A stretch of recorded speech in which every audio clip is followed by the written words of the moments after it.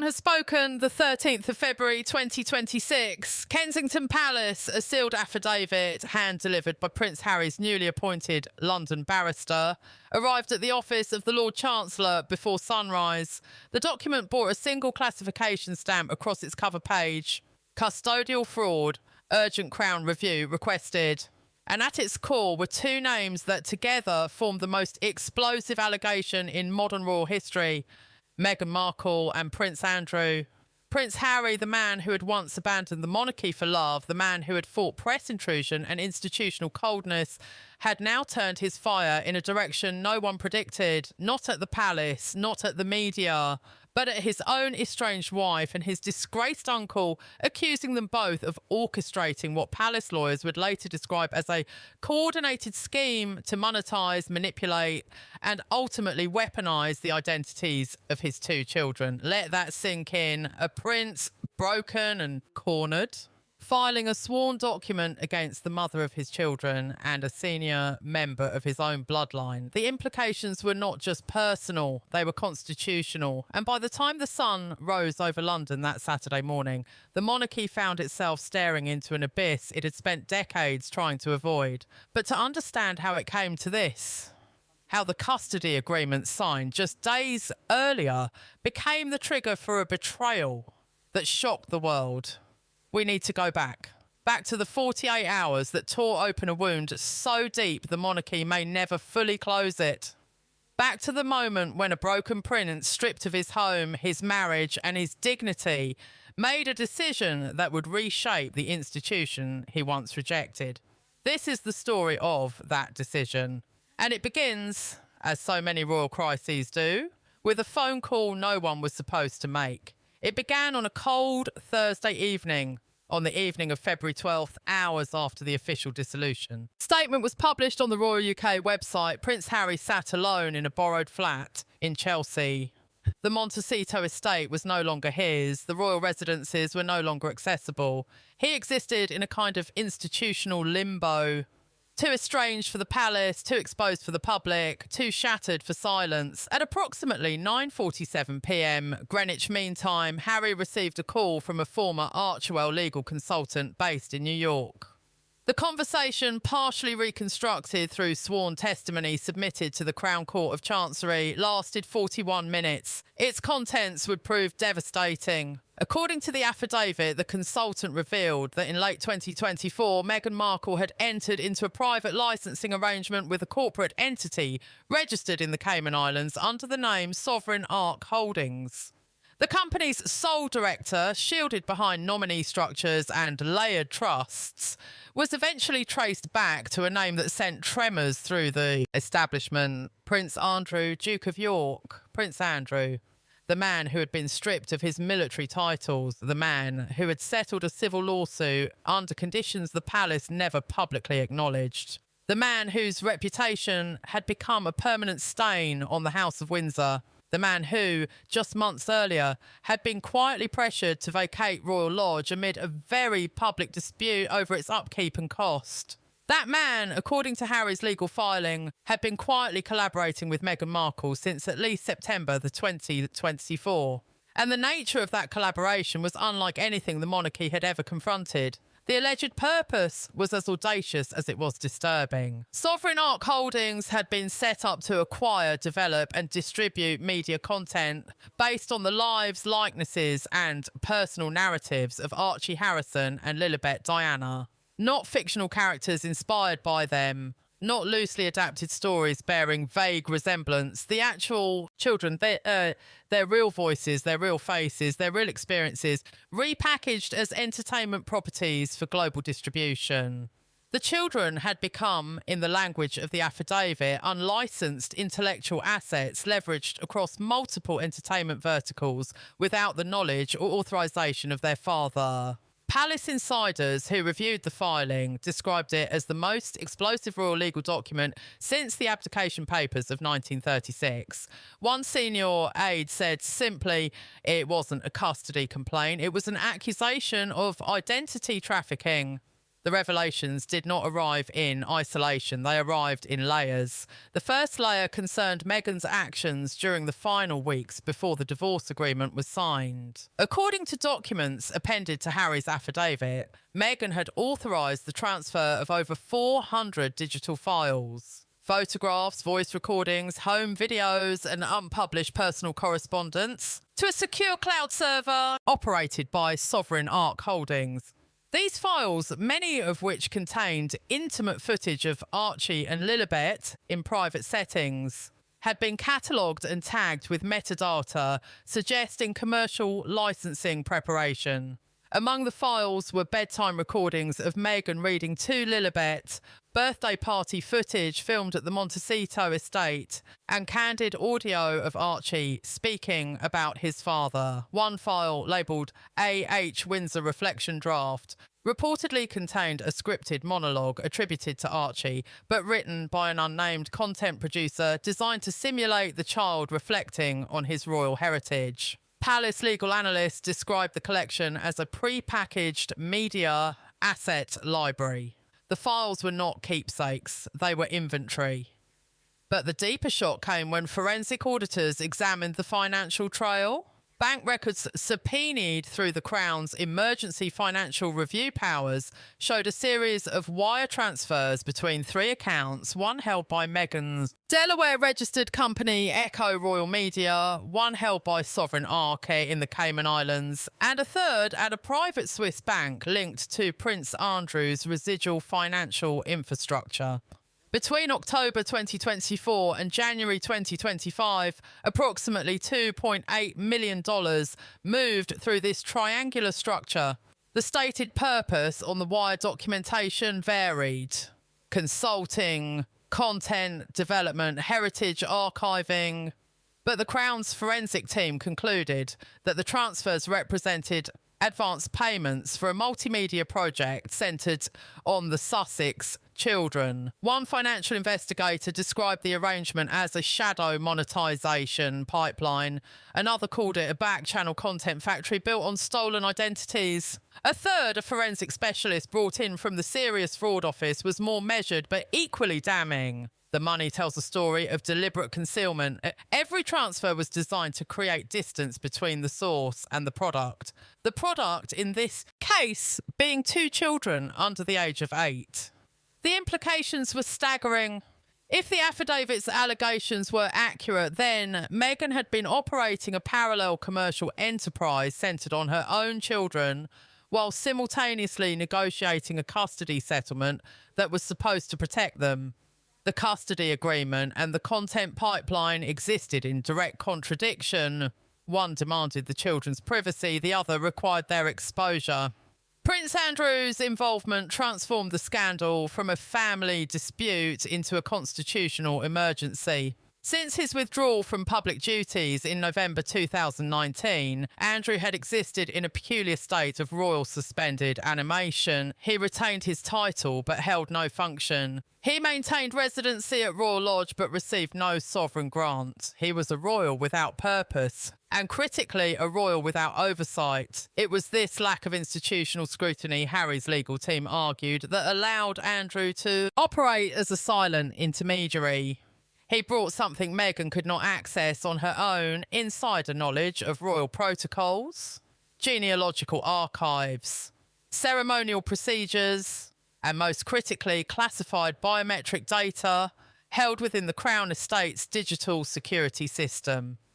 The affidavit alleged that Andrew had, on at least 2 occasions, accessed restricted files within the Sandringham digital vault, using credentials that should have been deactivated upon his withdrawal from duties. These files included high-resolution images of Archie and Lilibet taken during their brief residencies at Frogmore Cottage, as well as voice recordings captured during private family events at Windsor Castle. How did he still have access? That question, posed by Princess Anne during an emergency Privy Council session on February 15th, would become the defining inquiry of the investigation. The answer was both mundane and infuriating. A routine IT security audit scheduled for late 2023 had been deferred due to budget reallocations following the coronation. Andrew's digital credentials had simply never been revoked. Crown cybersecurity teams, working with GCHQ analysts, confirmed that the biometric files, facial recognition templates, voice frequency maps, and physical growth projections had been downloaded and transmitted to servers outside the United Kingdom from a device registered to an address in Ascot consistent with Andrew's known residency. The bitter irony was not lost on investigators. The very systems designed to safeguard the children's identities had been exploited by a family member to commodify them. When news of the affidavit reached Buckingham Palace on the morning of February the 13th, the reaction was immediate and severe. King Charles convened an emergency session at Windsor Castle. Present were Prince William, Duchess Sophie, Princess Anne, the Lord Chancellor, the Attorney General and the Director of Royal Household Security. The meeting lasted 4 hours and 17 minutes. King Charles reportedly opened with a statement that would define the monarchy's posture for the days to come. We sealed one breach on the 11th. We now discover a second, deeper wound. This one was inflicted from within. Princess Anne confronted the issue of Andrew directly. She is said to have told the assembled officials, "He has been a liability for 6 years. This is not a surprise. It is a consequence of tolerance." Prince William, according to 2 independent sources, said very little during the first 3 hours. When he finally spoke, his words were measured but unmistakable. Harry came to us. He didn't have to. Whatever else has happened between us, he chose the crown over the conspiracy. That matters. It was a remarkable statement, not because it absolved Harry, but because it acknowledged something the monarchy had refused to concede for years, that Harry's departure had never been entirely his own decision. The strategic response was swift and multidimensional. Within 12 hours, the Office of the Lord Chamberlain issued a classified directive to all Crown Estate digital administrators, immediate suspension and forensic imaging of all access credentials linked to Prince Andrew. Every login, every download, every file transfer associated with his accounts over the preceding 24 months was to be catalogued and preserved as potential evidence. The Crown Prosecution Service was consulted on whether Andrew's actions constituted violations of the Computer Misuse Act, the Data Protection Act, and the newly enacted Royal Identity Protection Statute. Legislation fast-tracked through Parliament in January 2026, specifically in response to the earlier Sussex custody crisis. Meanwhile, investigators expanded their probe into sovereign ARC holdings.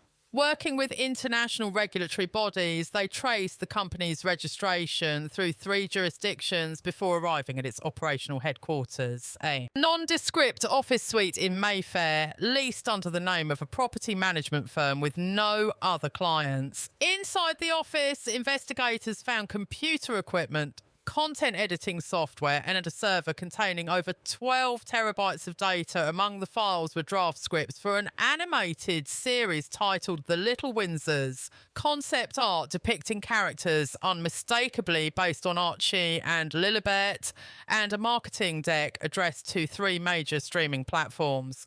The marketing deck included projected revenue of $45 million over 5 years, with annotation noting that authentic royal lineage content would serve as the project's primary commercial differentiator.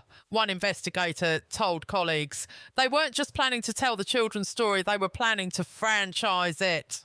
On February 14th, the palace issued an extraordinary public statement, only the second time in the reign of King Charles that a sitting royal had been formally censured through official channels. His Majesty the King has been made aware of serious allegations concerning the Duke of York's involvement in unauthorised commercial activities relating to members of the royal family.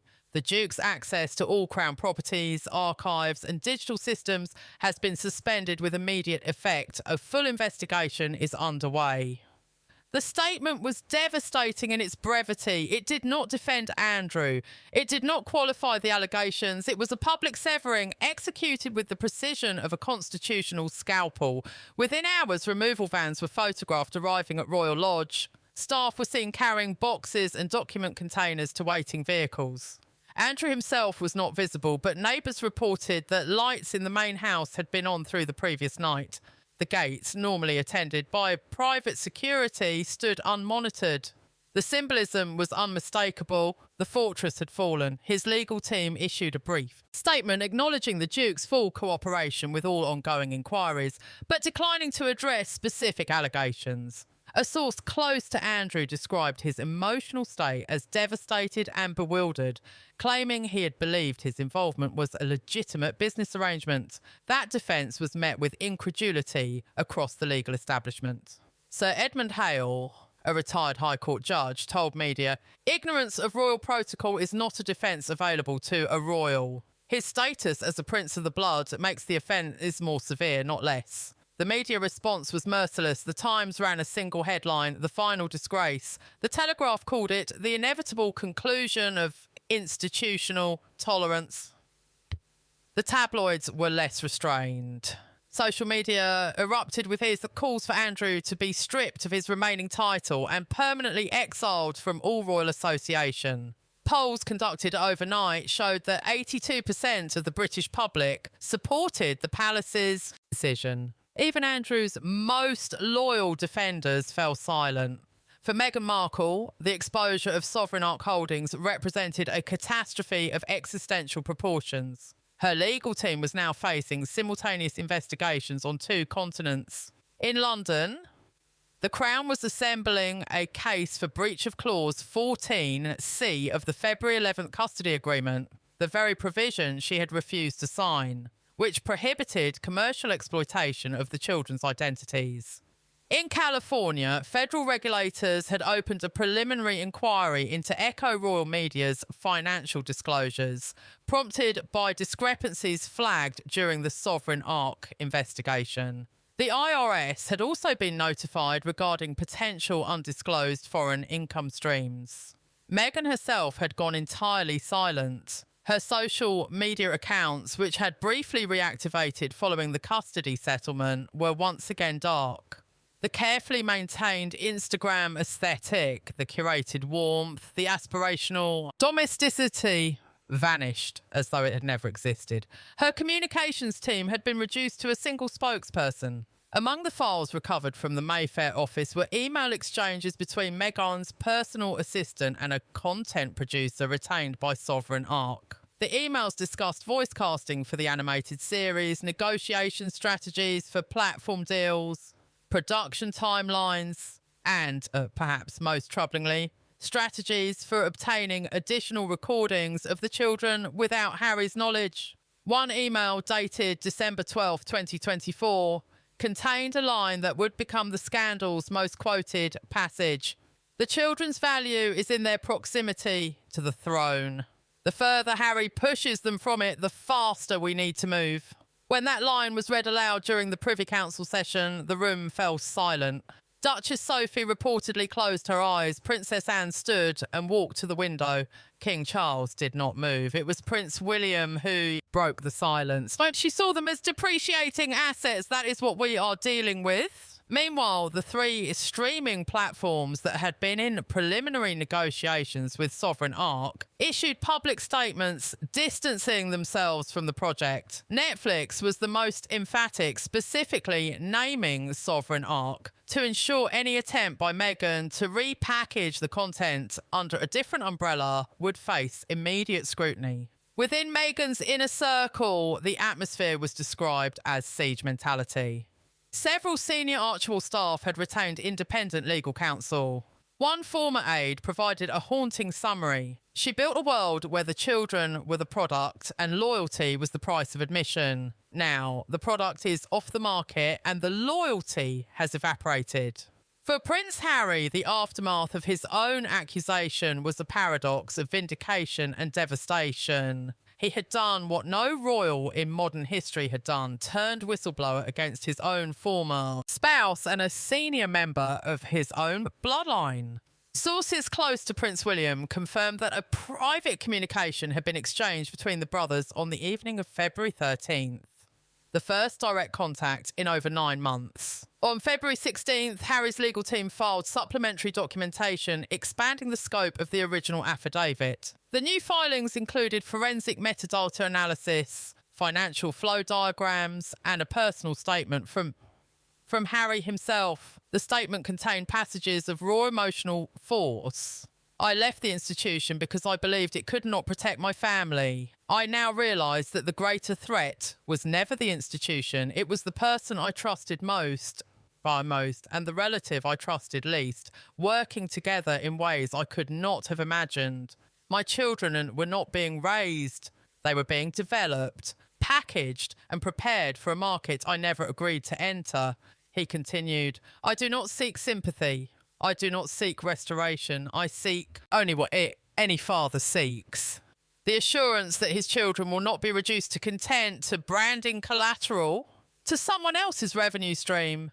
Gone was the combative, media-savvy Harry of the Netflix years. Gone was the therapeutic vocabulary of grievance and healing. In its place was something rawer, the voice of a man who had finally seen the full architecture of his own exploitation. On February the 12th, Prince William and Princess Catherine made an unannounced visit to a children's advocacy centre in South London. William addressed the gathered media with a brief statement. The safety and dignity of every child is a non-negotiable principle. It does not bend to commercial interest. It does not yield to personal ambition. And it does not expire when circumstances become inconvenient.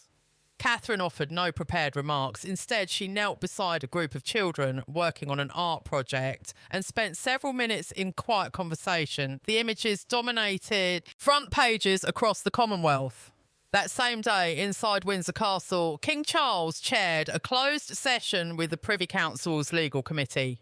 The agenda was a single item, the formal invocation of the Royal Bloodline Integrity Act, a dormant statute first codified in 17001 and amended most recently in 1953. Under the Act's provisions, the Crown assumed full legal authority over all matters relating to Archie and Lilibet's public identities. It also granted the Crown the power to designate a guardian of royal identity, a new role created specifically for this crisis.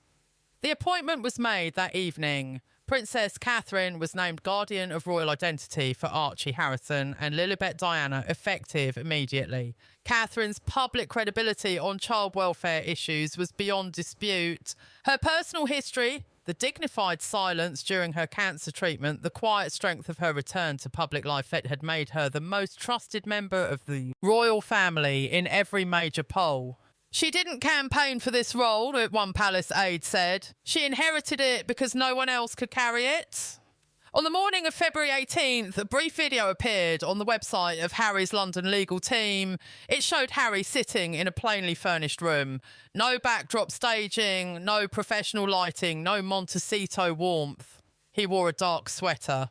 His eyes were visibly red. He spoke for exactly 93 seconds. I want to speak directly to my children, even though I know they won't hear this today. Archie Lilibet, you are not a brand. You are not content. You are not leverage. You are my son and my daughter, and I will fight for your right to grow up free from the machinery that was being built around you. I failed to see it. I failed to stop it, but I see it now, and I will not look away again. The video was viewed over 40 million times within 24 hours. It was simultaneously praised as the most authentic public statement Harry had ever made and criticised as yet another performance from a man whose life had become indistinguishable from spectacle. But even the sceptics acknowledged something different in his bearing. There was no production team, no soft focus, no narrative arc. Just a man sitting in a room saying what he should have said years ago. British media ran the footage on a continuous loop.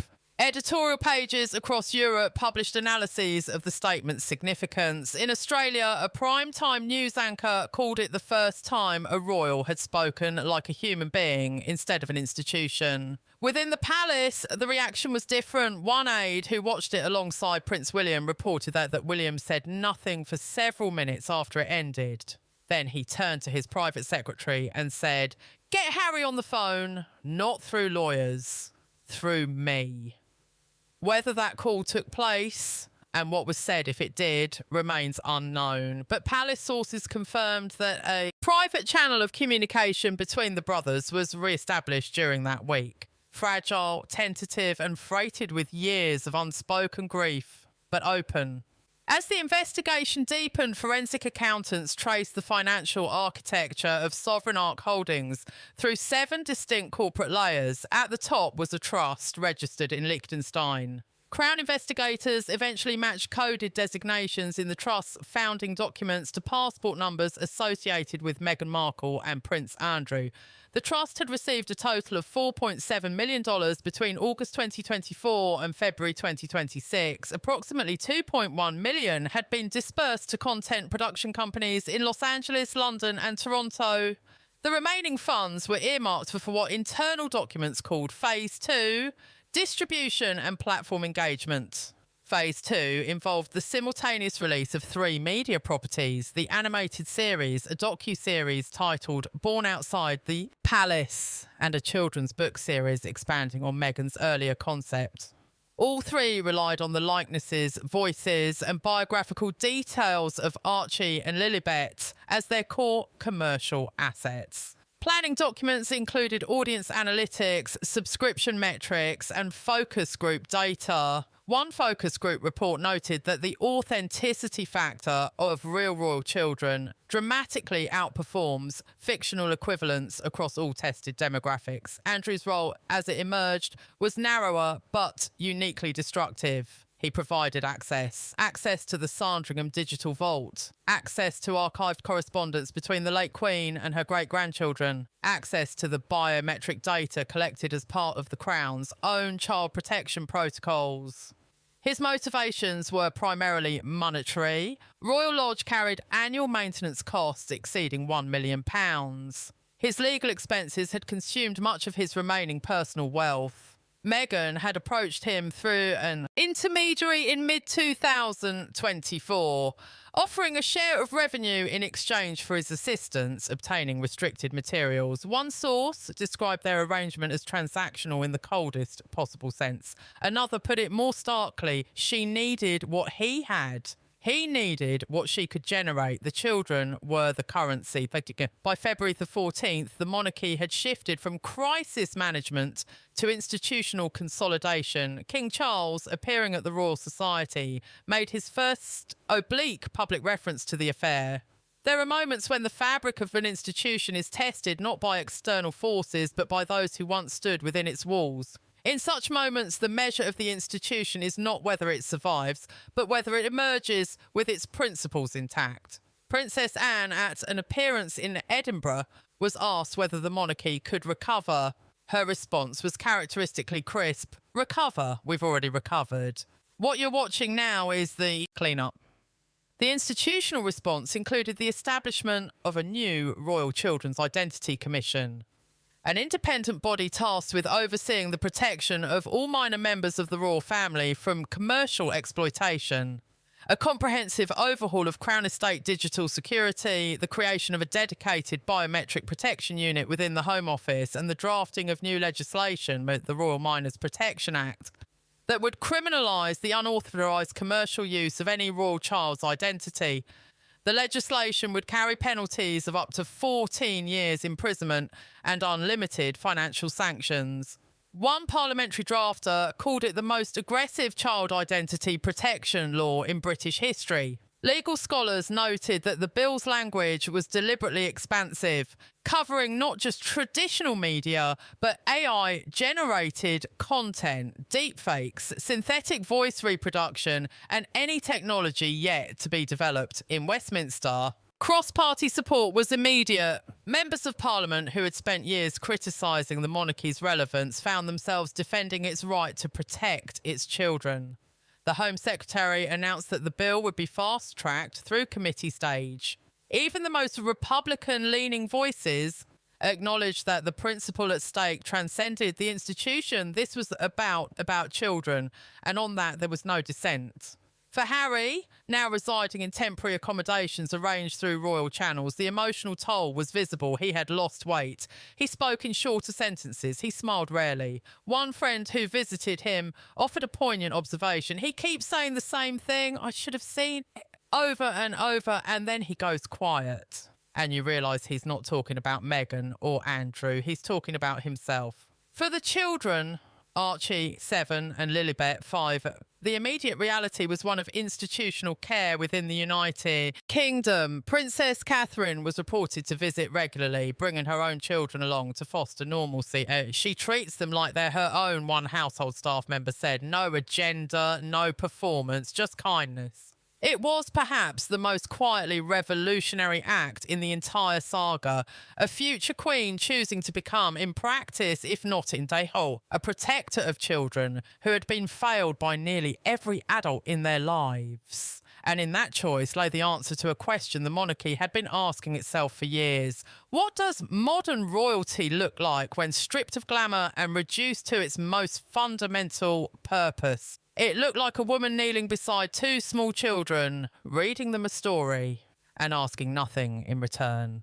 On the evening of February 12th, the Royal Household Press Office issued what would become the definitive statement of the crisis. The Crown has been made aware of allegations concerning the unauthorised exploitation of royal children's identities. A comprehensive investigation is underway. His Majesty the King has directed that all necessary measures be taken to protect the children involved and to hold accountable those responsible.